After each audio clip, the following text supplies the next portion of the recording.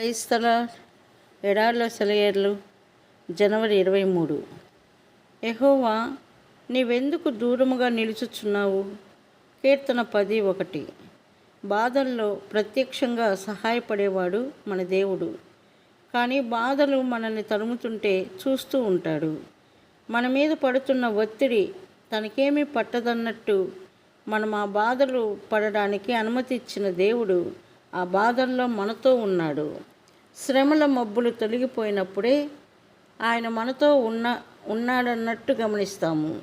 కానీ ఆయన కష్టకాలంలోనూ మన చెంతనే ఉన్నాడన్న విషయాన్ని రూఢిగా నమ్మాలి. మన హృదయం ప్రేమిస్తున్న మన ప్రభుని మన కళ్ళు చూడలేకపోవచ్చు. అంతా చీకటి, మన కళ్ళకి గంతలు ఉన్నాయి. మన ప్రధాన యాజకుడు మనకి కనిపించకపోవచ్చును, కానీ ఆయన మన దగ్గరే ఉన్నాడు. కనిపించే దాని మీద కాక మనల్ని మోసపుచ్చని ఆయన విశ్వాస్యత గురించిన నమ్మకం మీద ఆధారపడాలి. మనము ఆయన్ని చూడకపోయినా ఆయనతో మాట్లాడాలి.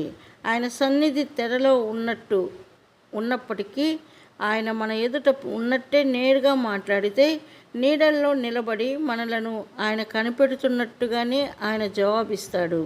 నువ్వు నీలాకాశం కింద నిలుచున్నప్పుడు దేవుడు నీకెంత దగ్గరగా ఉన్నాడో, నువ్వు సొరంగంలో వెళ్తున్నప్పుడు కూడా అంతే చేరువలో ఉన్నాడు.